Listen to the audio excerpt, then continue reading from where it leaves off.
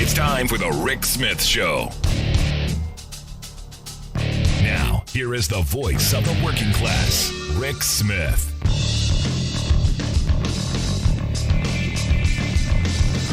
And welcome, brothers, sisters, working class heroes. This is the Rick Smith Show. Thanks so much for being here today on the big program. Lots to get to, lots to talk about. Wanted to look back this week because I think what happened on Sunday was a big deal. I think it was a big freaking deal. The idea of expanding Social Security for the first time in a couple of decades. This idea that we're going to help working people. And it has been at the heart of what Joe Biden did during his presidency.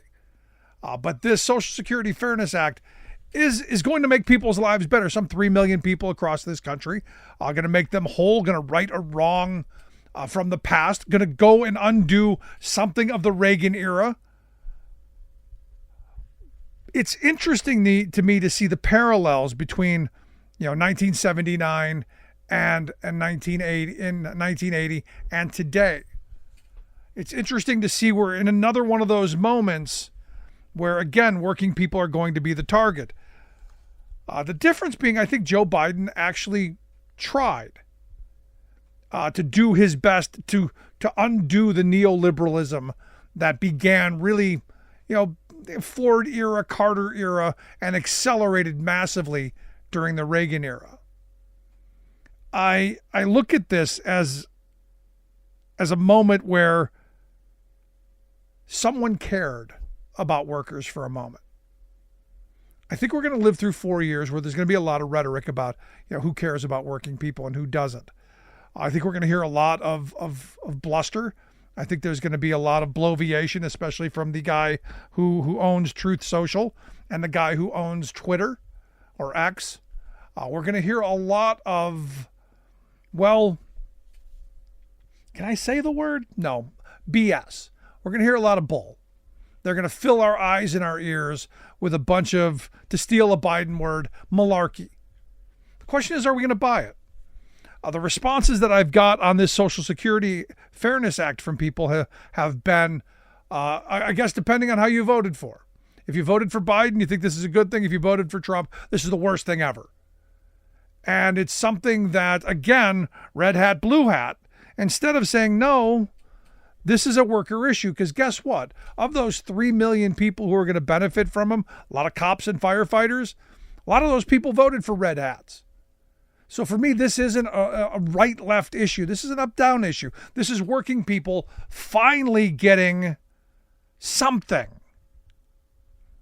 But even in this step forward, even in this expansion of Social Security, even in this help for working people, the wealthy got away again. And by not having a pay for, which generally Republicans lose their mind over, by not having this pay for, taxing billionaires,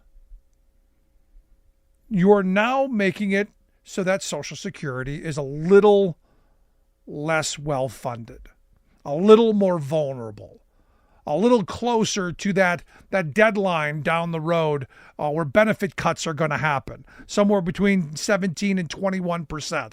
I've seen it as high as 25%. If we do nothing, crisis will happen. And again, I'm a firm believer, and I've finally come to the reality that America only reacts to crisis. That we as working people, we as a country, we cannot come together and put our red hats and our blue hats aside until there's a crisis. And a crisis is brewing. Social Security will have a cut down the road. That's going to happen if we do nothing. That's going to happen. And the longer we wait to do nothing, the harder the solution is going to be. But I believe we have to wait.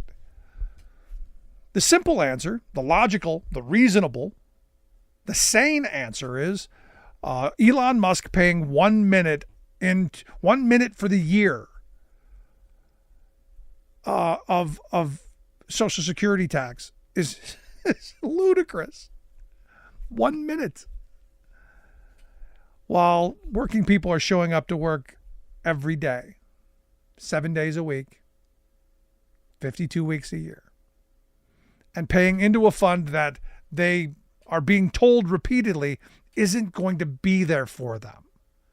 This is all by design. This is not an accident. This is not just, oh, well, no. This was well gamed out. This was well thought out. This was planned and executed.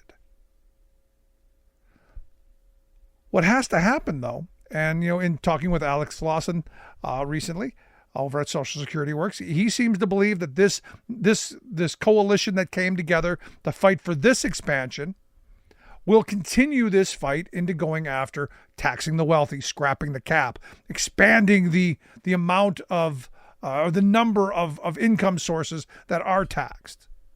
It's ridiculous that if you gamble on Wall Street, you're exempt. It's ridiculous that if you're making $4 billion a year, your liability is $176,000, whereas somebody who makes $176,000 pays on 100% of their income. It's ridiculous. It's a flawed system. Because understand, and I can't emphasize this enough because I don't think we hear it enough. Social Security is not an investment plan. It's not a retirement plan. It's not you going down to, XYZ investment company and going, make me money. No. Social Security was conceived, derived, and enacted as an anti-poverty program. It was to make sure that when we get to old age, that we have something to live on. It is one of the most socialist, progressive programs we have. And understand, red hat, blue hat, green hat, no hat, everybody universally in the working class sees its value. And if you were to talk about taking my grandmother's Social Security check or Medicare from her, she would have beat you with her cane and then her walker. And that's how most working people are. Because understand the progressivity of Social Security. If you spent your entire life working for poverty wages, you're going to get a little bit more than you paid in to make sure that you don't live in poverty. And if you made a whole lot of money, you're probably not going to get the same kind of increase because you don't need it. But ultimately, we've got the wealthy people who don't like that. We've got the DOGE-bois of the world and the Viviks and the Trumps who are like, no, mine, me. And we're going to see that come out in policy. We're going to see over the next 4 years, especially over the next several weeks, the big, beautiful bill that is supposed to cut taxes and throw people out of the country and do all kinds of things that the wet dream fantasy crowd on the right told us they were going to do. And we're going to walk into this with our eyes open because we did this as a nation. Maybe not you, maybe not me, but as a nation, we've done this. And we're going to have to open our eyes and see what's coming. And what's coming is, again, working people taking it on the chin. So when I see the Biden era, I see this as the kind of the cherry on the top of the sundae, if you will. This is a good thing. This is going to help working people. It's going to add to the legacy of Joe Biden as a champion, as someone who found his way towards ending some bit of neoliberalism, as pursuing policy to actually focus on returning to a prosperous working class where people like you and me, we've got a shot. And in our retirement, we're not going to get singled out and divided and pitted against each other because we have a pension or we don't. This is another one of those moments where, I go back to if someone has a pension and you don't, instead of saying, why do they have one and I don't, ask, how do I get one? Because for me, the answer is we make all people's lives better. We provide that safety net under folks who maybe aren't as lucky, weren't born into a billionaire family, weren't handed invisible capital. Oh, I don't know, like an emerald mine in South Africa. Kind of makes me wonder. Want to hear your thoughts? Email me, rick@thericksmithshow.com. Are you excited about the next 4 years, or like me, are you concerned that you're the target? Rick at thericksmithshow.com. Right back.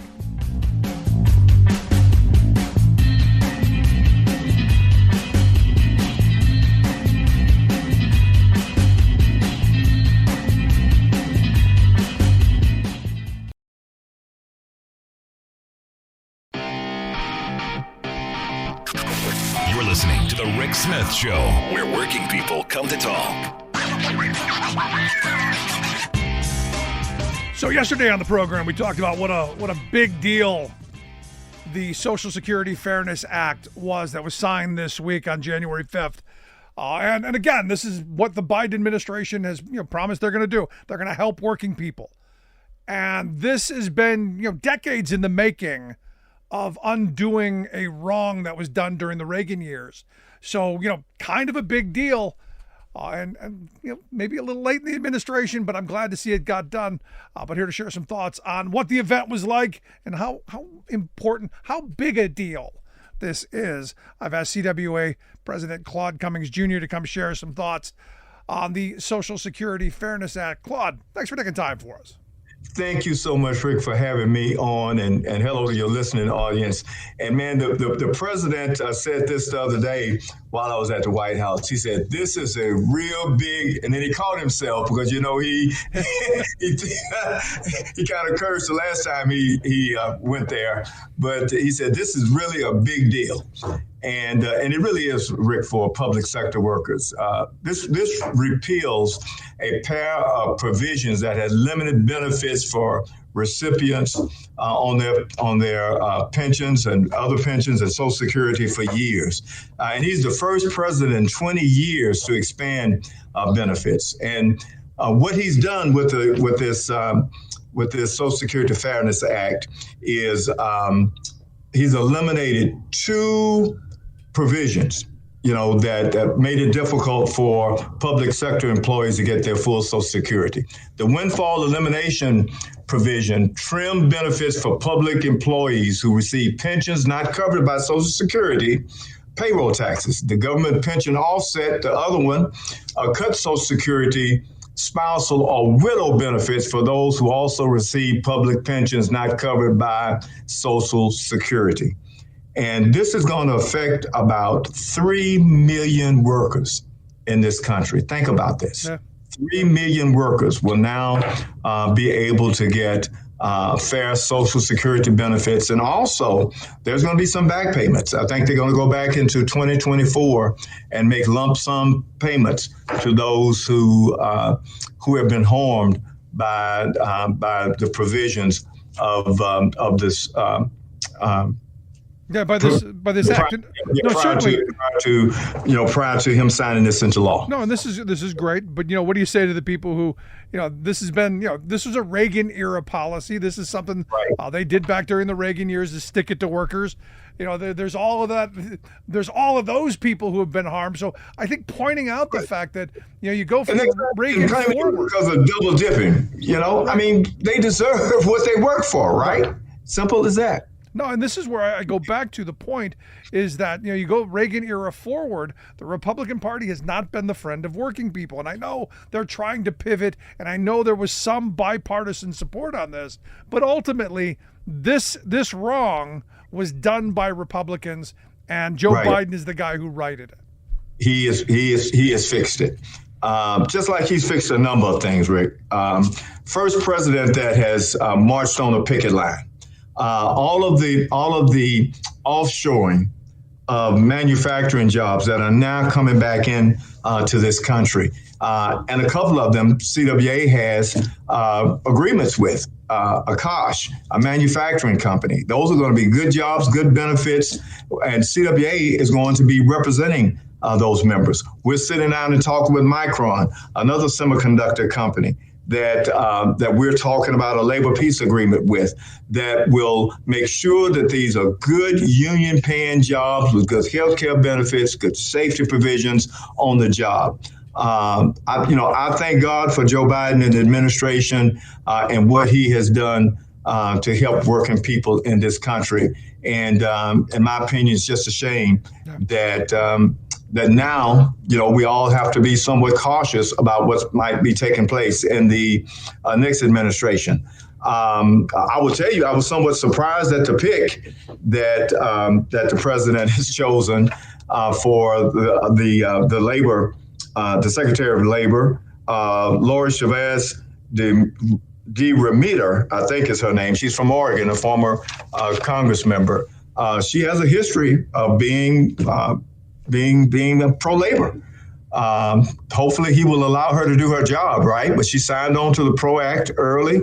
She has supported other labor initiatives. And so hopefully he will allow her to do her job. And so we'll have to sit back and see what happens. Ultimately, I've been putting a ticker on how long she's going to be around because, clearly, this was, in my view, this was pay back to Sean O'Brien, the Teamsters president, for his support during the election. I do believe that, and we'll see how long she remains. Ultimately, we're going to see who he puts into those NLRB spots. Now, you said that you're working with companies that are coming back because of the investments that Biden made through the CHIPS Act and the American Recovery Act and all of that. Are we concerned that Republicans now having control of all three branches of government are going to undo some of those provisions in those bills, claw back some of those resources, and ultimately stop this progress? Well, initially, the Speaker of the House made those comments. He said, we're going to take a look at these manufacturing companies that are coming back over. We're going to take a look at whether or not we need, some of the items they've agreed to. But then he was told to shut up. And I don't know if it's Trump who told him to back off of it or other Congress members, but he got off of it. So we really have not heard anything moving forward. Hopefully they won't. Listen, there's no doubt in my mind that workers that are not in labor unions are the ones who supported this president. I wish there had been better messaging from the Democratic Party because let's face it, when Trump was first elected, he inherited the Obama economy, right? I mean, he did. That's what happened. President Biden inherited his economy, which was bad, and he is now trying to turn around. It was bad at the end of his term, I should say. No, look, Claude, that's not new. You stop and you think about, Clinton inherited the H.W. Bush recession, handed W. Bush a good economy. Bush collapsed it, handed Obama a failing free fall economy that Obama and the Democrats cleaned back up, and you got Trump who came back in and boogered it up again. So I'm expecting, if history tells us what the future is going to be, I'm expecting the Biden economy, which is moving in the right direction. That's exactly right. It's going to be better, and he's inherited that. What's taking place, and but there should have been better messaging from the Democratic Party to talk about that, and that's one of the most disappointing things I think in this whole election cycle. That with all of the money that was raised by Democrats, a historic amount of money, there was no messaging for some of the negative ads that were being sent out by the Republican campaign. None, absolutely. Nothing that addressed the trans issue that actually started under the Biden campaign. Nothing to address the economy issue. I mean, nothing to talk about the manufacturing jobs that are being brought back into this country. And to be quite honest with you, there are a lot of discussions taking place within labor as well as candidates who are running to be chair of the DNC on how we can turn this thing around to make sure everybody understands clearly that Democrats are the party of working people in this country. And look, it comes back to the policies, and this Social Security Fairness Act is a step in the right direction. Right. But also, for me, and hopefully this. I had a conversation with Alex Lawson from Social Security Works yesterday, and he said, look, he agreed. This is going to put a strain on Social Security, but it's also mobilizing people, the folks who got this done, to say, look, we want to protect Social Security.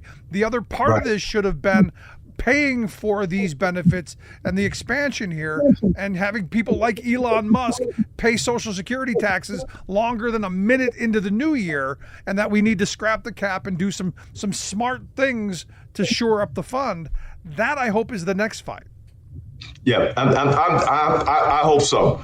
Because let's face it, there will be a strain on Social Security with some of the money that's going to be paid out now, as well as some of the lump sums that will be, that will be given to those who have been hurt by the provision of the windfall elimination provision, as well as the GPO, the General Pension Offset. So hopefully Congress will address that. This was, bipartisan moving forward, and hope they'll do what needs to be done to secure the plan to make sure there's money available for those who retire in the future. Yeah, you said this is bipartisan, and there was a small number of Republicans who came on board. Do you see an actual shift? Because Republicans have made overtures towards working people. There's a lot of rhetoric. This is a small step towards actually having some action. Do you see the Republican Party moving towards being the party of working people and working with Democrats to actually get something, like the PRO Act, something that's going to help organizing, something that's going to help get better wages, hours, conditions, better health care options? Do you see any of that, or is it just rhetoric at this point in your view? I'll be quite honest with you. We'll just have to wait and see. I do not believe that.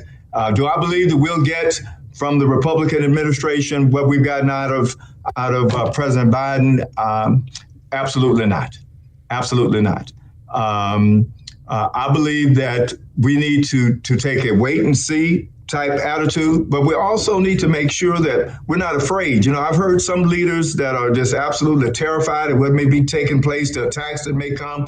Listen, I just told the CWA staff and the executive board a couple of weeks ago that I'm not going to do anything to make CWA a target of the administration. But if CWA comes under fire, workers in this country in general come under fire, just like I've spoke out on the Maximus campaign and how those workers were being treated over there by the Biden administration, just like I said the Biden administration, but I meant as far as the federal pay for those workers is concerned. Sure. I will speak out boldly. I will not be afraid to take on the administration if CWA comes under attack or if workers in general come under attack. As long as we're unified as a labor movement and we speak out on issues that are detrimental to workers in this country, I think that we'll be fine. Yeah, because this is where, for me, when the bad things start happening, and I believe, the Trump administration is going to do a lot of bad things that are going to harm workers. This idea of people coming together, rediscovering solidarity, and standing shoulder to shoulder with people I may not entirely agree with, but fighting for better wages, hours, conditions, opportunities for our kids, I think that can unite us. And I've been saying for a long time, you want to reunite America, we need to reunionize America. That's exactly right. Listen, workers voted for him based on his rhetoric during the election. I'm going to make things better. Things are going to be better. I mean, you heard that in every speech that he made. And there are many in this country that believed him. And if I had an opportunity to talk with him, I would say to him, you want to make things better for workers in this country that voted for you? The best way to do that is allow them to organize. The best way to do that is to allow the PRO Act. Convince Republicans, right, to vote for the PRO Act, to give those workers an opportunity to have a say in the workplace and to organize so they can have better wages and better benefits. Whether he throws me out of the room if I were to say that to him or not, who knows? But that's what I would tell him because they voted for him, right? I mean, union members voted like they were supposed to in this country for the vice president, right? And for an administration that has stood up for workers. Supported workers, signed this bill and other legislation to help workers. And so I would say to him, if you really want to make things better for workers in this country, then pass the PRO Act, allow workers to have a voice on the job, allow them to be able to organize without any pushback from corporations. Yeah, last question I got for you. Last question I've got for you, Claude, because obviously the signing of this is kind of the last big thing I think the Biden administration is going to get done. What kind of an event, what kind of a moment? I've had people tell me it was somber. I've had people tell me it was a celebration of what they believe is going to be his legacy. Do you have any sense of the historical moment that it was? On the signing of this bill? Yeah. I heard a break, so I wasn't sure of the question. Yeah, and when you attended the signing of the Social Security Act, right? Right. The Fairness Act. And what was the mood like in the room? It was really a celebration. One of the things that happened that and I've been to a number of events at the White House is the president speaks, and then of course he leaves. The Secret Service says everybody has to go, this kind of thing, and they actually tried to shut it down to stop labor leaders and others who want to take a picture with the president. They made the announcement, we need everybody to leave now. The president needs to go. The president turned around and he said, I'm not going anywhere. And he stood there and took pictures and talked with labor leaders for over an hour. And as a matter of fact, I had an opportunity to talk with him and thank him for everything that he had done to support our initiatives. And he said, listen, Claude, I want you to thank your CWA members, your executive board, and your members. He said, you all have been with me from the very start of my career. And I want to thank you for everything that all of you have, all that CWA has done. And I was pretty proud to hear that come directly, out of his mouth to me. Yeah, no, I've heard it was a wonderful event. Wonderful event. Claude Cummings Jr., I appreciate you taking some time for us. I look forward to having you back as well. What comes, comes, and I want to hear your thoughts. But Claude, thanks so much. Yeah, thank you so very much, Rick, for having me. Claude Cummings Jr., president of CWA, the Communication Workers of America. Want to hear your thoughts. Is this the big freaking deal? I think it kind of is. Email me, rick@thericksmithshow.com. Right back.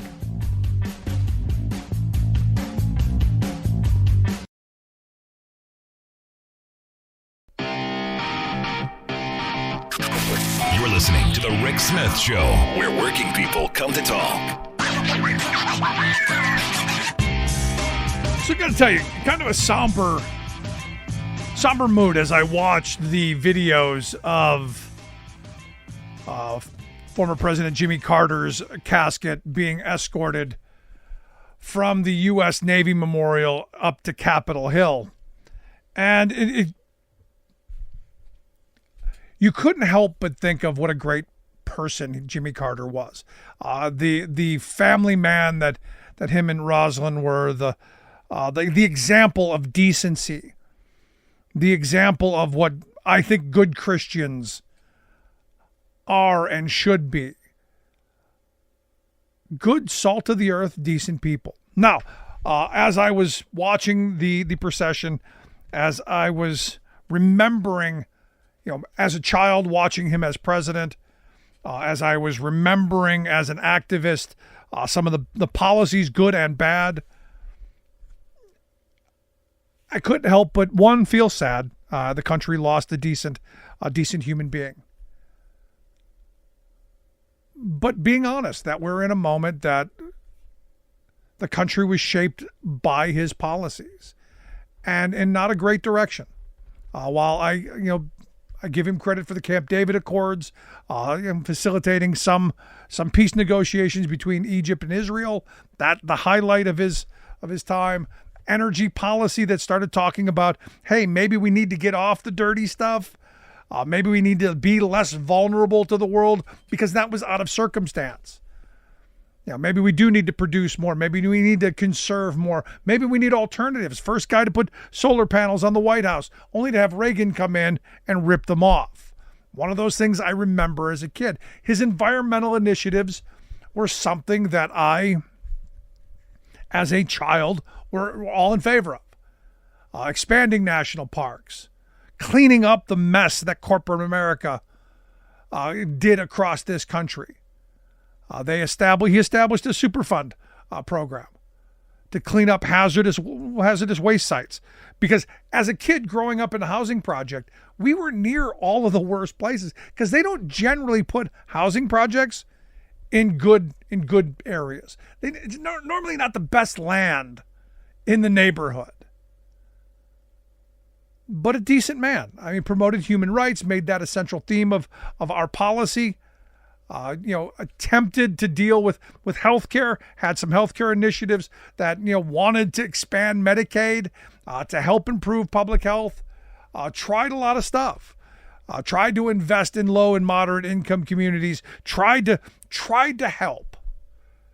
And I would argue tried in a Christian value way.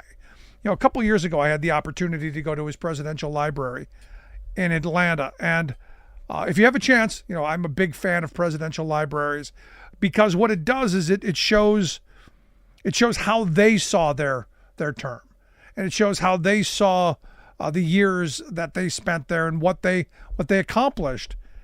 And I remember, walking through here, through it going, he was handed a giant bag of, what? A steaming pile, if you will, because the country was in chaos. We were in the midst of stagflation. The OPEC thing was going on. Gas prices were high. Food prices were high. Interest rates were crazy. You listen to people today talk about our current inflation, you don't know anything unless you lived through the 70s. When we had massive inflation.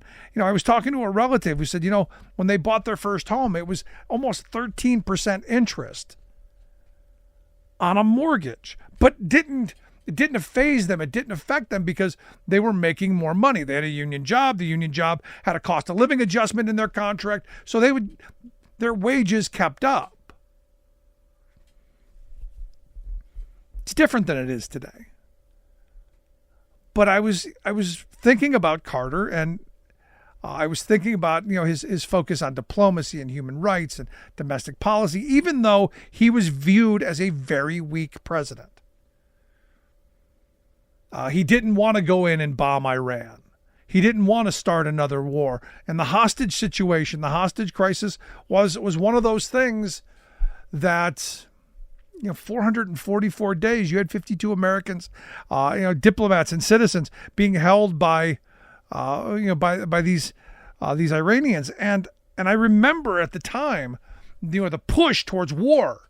We had to go in there and bomb, and I remember kids on my playground, talking about going after and killing these Iranians. And I remember just thinking this fevered pitch could have gotten us into a war. And Carter, through diplomacy and attempted diplomacy, did what he thought was best. Now, was it a massive embarrassment? Sure. Was it a massive public frustration? Yeah.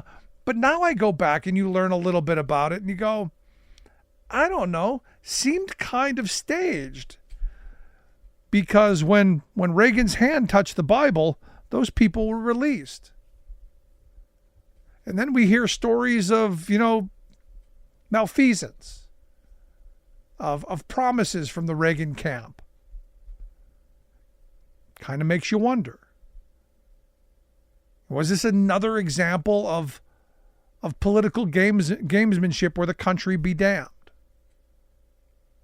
Look, I understand the economic frustration of the era. Lived through part of it. I understand the frustration of the oil crisis. Lived through part of it. The failure of domestic policies. I lived through some of it. But ultimately was a good and decent man. Now, my frustration, I'd argue, kind of our first real neoliberal president. He was a very conservative Democrat. The kind of Democrat that I'm not thrilled with. In the same mold of Bill Clinton, in the same mold of Barack Obama, and I know I'm going to get a lot of angry hate mail, but this idea of corporate bending at the knee to corporate interest, making sure that they're well heeled. As a labor guy, my frustration with Carter is large. Carter signed trucking and airline deregulation. You could say, Rick, the oil embargo had a lot to do with that. Inflation had a lot to do with that, and it did. Clearly, they thought it was going to bring down prices. They thought that by opening this up, you would make transportation cheaper. And for a short period of time, that's happened. But instead of the benefits going to workers and consumers, it's just gone to investors and owners, which I would argue is predictable. And it's what we've learned from neoliberalism as a whole. And it's the reason that the right is right there with it. They're right on board. It's why Reagan was the great neoliberal president. This idea of tax cuts for the wealthy, this idea of deregulating business, this idea of the invisible hand and the free market taking care of things, that hasn't really worked well for average, everyday working people. Carter didn't live up to his promises of undoing Taft-Hartley, supporting workers' rights to organize, doing a whole bunch of things that would have helped. Was there rhetoric during the campaign? Yeah. And that was in his presidential library. Spent a lot of time looking at that stuff, but didn't put the muscle behind it because, one, he was a moderate Democrat, a Southern Democrat, of course, a peanut farmer, a small businessman, and thought of, and this is where I come back to where my point has been over this last week, thought of running government like a business. Short-term thinking, short-term investments, short-term policy. Instead of thinking, how do we expand for the future? How do we expand in large ways? I would argue was very, very, very business-like, worrying about the next quarter. Do I think Jimmy Carter was an incredible human being? Absolutely. I don't think he was a great president. And I think a lot had to do with the fact that it was the time, it was the era, it was the situation, certainly. But I would have done things differently. And trucking deregulation is one of those things that is near and dear to me, because that's the industry that I've watched firsthand diminish. There had been, a couple hundred unionized trucking companies, the top couple hundred. I've got a graph somewhere of the top 200. Just about all union carriers, almost all of them. Something like 85% of every less than truckload LTL truck on the road was a union company. And those drivers made excellent wages. They had excellent benefits, healthcare, retirement, all of that stuff. Good working conditions, safety was at the front. And all those are gone, with the exception of maybe one or two companies that have hung on. All of that's gone. And you can argue, well, it was Reagan, and it was Reagan who accelerated that, and it was. But by opening that door, by deregulating that industry without saying, hey, maybe we do need to put some guardrails, was a major mistake. And it's part of the Carter legacy. And it's part of why working people struggle with Democrats. You go through Carter, you go through Clinton, you go through Obama, and they've all bent the knee to corporate interests. They all promised to do something to help labor. Carter, ran on, we're going to undo Taft-Hartley. Bill Clinton ran on, we're going to stop strike replacement. Barack Obama ran on, we're going to bring the Employee Free Choice Act, or as he told me personally, we're going to get something better.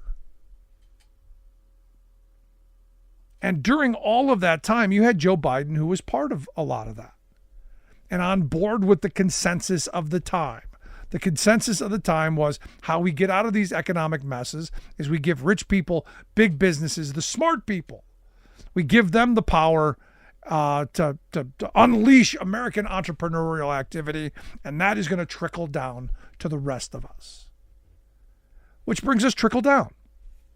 We get trickle down economics, and what we get is, we get trickle down, all right, with all of the negative external costs, with all of the lower standard of living, with all of the lack of health care, with all of that, just not the wages, not the benefits, not the positive side. That's gone to our investor class. That's gone to our rich folks. And part of Carter's legacy is that. Now, the trucking industry, when you open that up, and said, hey, any idiot who could buy a truck can start a trucking company. That was the end of it. You went from a solid middle class, solid working class, blue collar, middle class kind of job to, well, sweatshop on wheels. The only reason it didn't really happen in the airline industry is it's a lot more expensive to buy a plane, but they suffered too. They lost their pensions, they lost a lot of wages, but they've been able to hold on because they've stayed unionized. They've fought tooth and nail and are still struggling to catch up from what they had in the 70s. So when I hear working people say that they're angry, it has everything to do with that we've given corporations too much power. And while I think Jimmy Carter was a great person, and I think he was a great humanitarian, a great human being, I think he was wrong on the direction that he moved our country. And there's going to be a lot of rewriting of his legacy. There's going to be a lot of pointing fingers. There's going to be a lot of trying to diminish and tear down. Jimmy Carter's legacy was not his presidency. It was the incredible human being he was after. Because I'll always remember that guy out there with a hammer building some poor person a house. And that's what I choose to remember. I remember that guy. While the policies that he moved as president weren't great, don't think were helpful, and are part of why the Democratic Party has lost a large chunk of working people, there's a lesson in this. And the hope is right now the Democratic Party is looking inward. And maybe the reason I bring this up is maybe now is a good point, a good opportunity to look at someone who was an incredible person, recognize his flaws and correct. Learn from the lessons of the past and don't do it. And I think Joe Biden has done that. Throughout his career, yeah, he was on board with NAFTA and a lot of the bad trade deals. He was on board with a lot of the deregulation. But as president, he did the opposite of what Jimmy Carter did. And his legacy, I believe, will be that he had a good presidency, a great presidency. That's simple. Want to hear your thoughts. Do you have Carter memories? Do you remember the Malaise speech? Do you remember that era? Do you remember his call to action on saving the environment and conserving? Want to hear your thoughts on that. Email me, rick@thericksmithshow.com. I'll love to hear it. Going to take a quick break. Right back after this.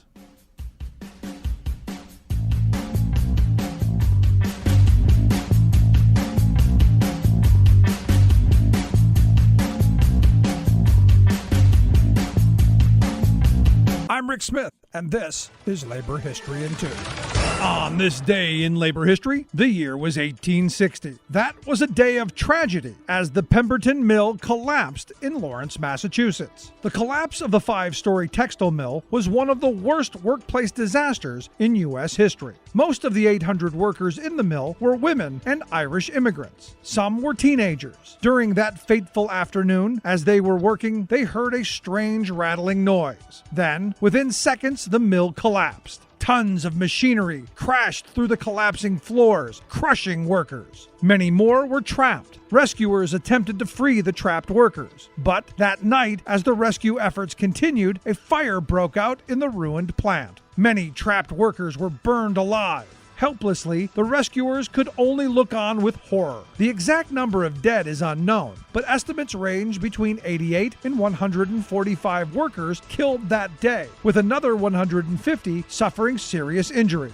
The large building was only 7 years old when it collapsed. Poor construction was determined to be the cause of the disaster. In an effort to maximize profits, the mill had more heavy equipment inside than the building could support. The New York Times reported, the building was never considered to be as staunch as it ought to have been. It was built about 7 years since and was then thought a sham. Indeed, before the machinery was put in, the walls spread to such a degree that some 22 tons of iron plates were put in to save it from falling by its own weight. After the disaster, the mill was rebuilt. Workers at the new mill claimed to see the ghosts of those who had died in the tragedy. Labor History in 2 brought to you by the Illinois Labor History Society and The Rick Smith Show. For more information, go to laborhistoryin2.com, like us on Facebook, and follow us on the Twitters at Labor History in 2.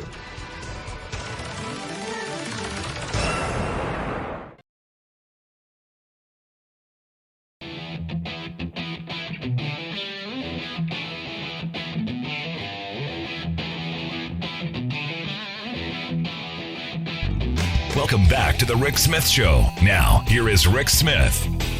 So the reason I bring up Jimmy Carter, outside of that, it really was a somber moment for me watching, and it really was, this feeling of loss, this feeling that the country did lose somebody who was an incredible person, and that is true, and that is heartfelt.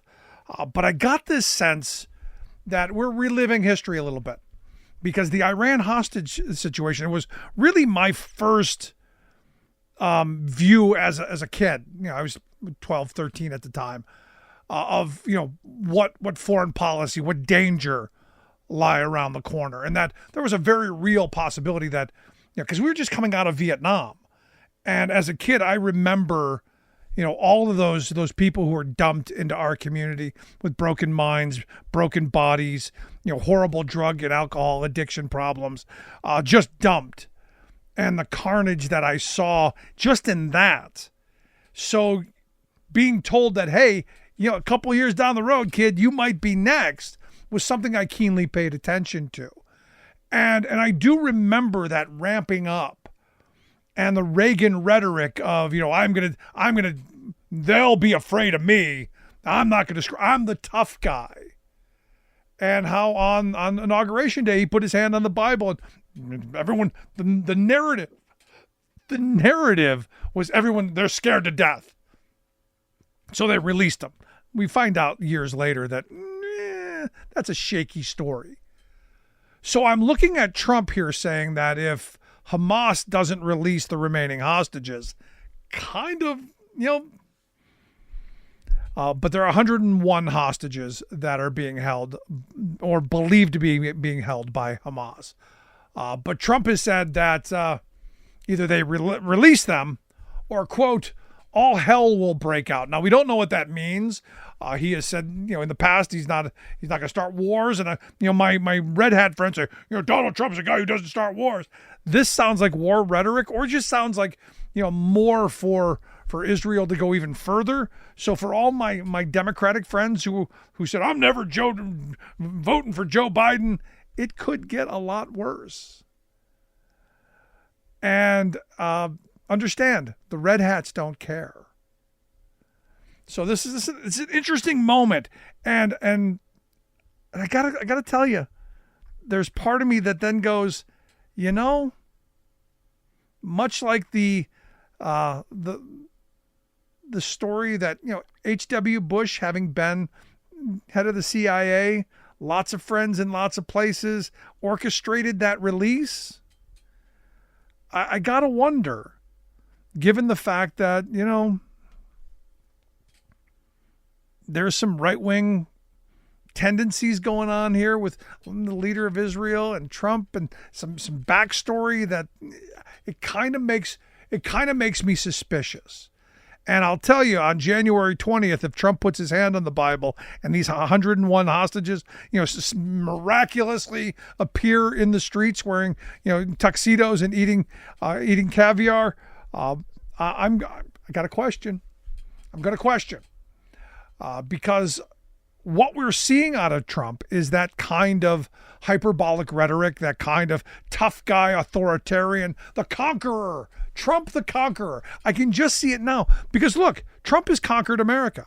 There's no question. He's neutered our media. He has put the Republican Party in line, and he's got half the country to not care about any of the crimes or even an insurrection. And even most Democrats aren't all that worked up about it anymore. We're mad, but are you?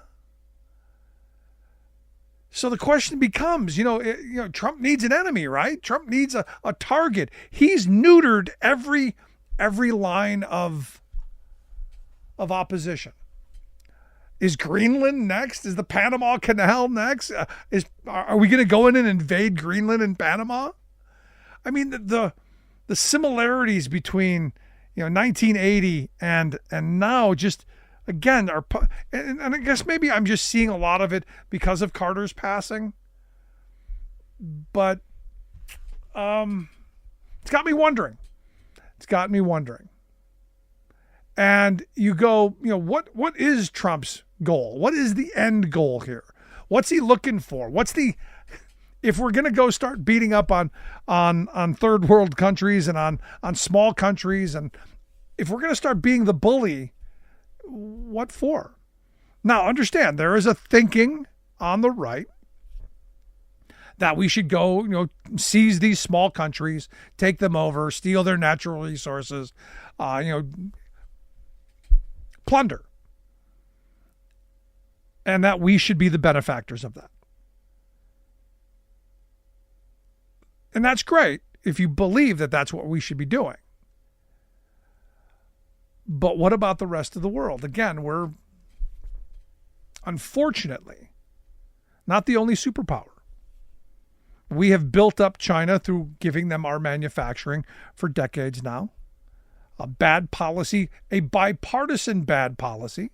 You can blame Bill Clinton for signing off on it, but it was Republicans who were the majority on the side of it.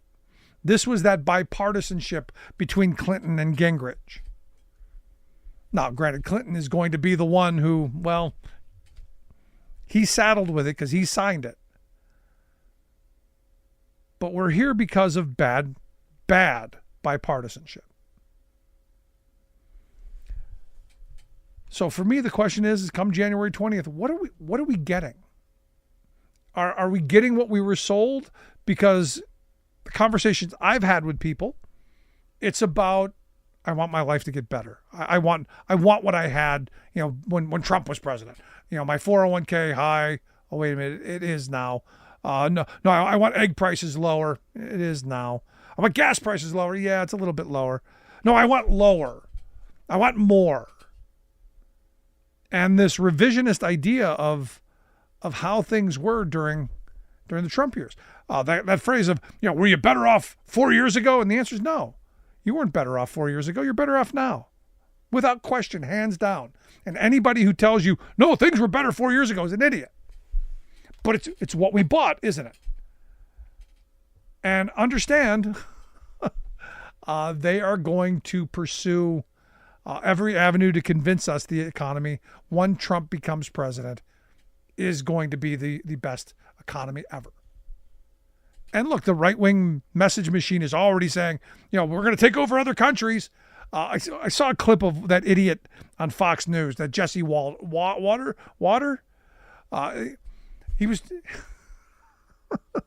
he was talking to the Ottawa Premier Doug Ford, and he said, quote, "I would consider it a privilege to be taken over by the United States of America." A privilege. This is, I guess, this is that mentality that you get from some. Yes, you should be happy I beat you up. You should thank me for stealing from you. Because there's some people who think this way. Now, are we going to take over Greenland? I don't think so. Are we going after Panama? No. It's all rhetoric. It's all divisive rhetoric to, stoke the base, puff up the chest. Hey, yeah, our tough guy, he'll show you. We live in interesting times. And the hope is that we, the decent people of this country, that Americans reject it. But I want to hear your thoughts. I want to hear your thoughts on Jimmy Carter. I know my statements are not going to be popular. I'm expecting some angry stuff. So by all means, do send. And send some thoughts on what you think of now a conquering country. Trump the Conqueror. I want to hear your thoughts. Email me, rick@thericksmithshow.com. If you miss any portion of the program, grab the podcast. As always, thanks so much for being here. We'll see you back here next time.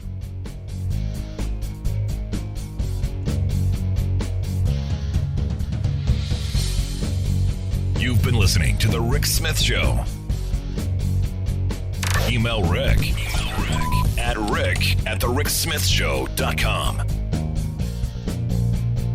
Until next time, this has been The Rick Smith Show, where working people come to talk.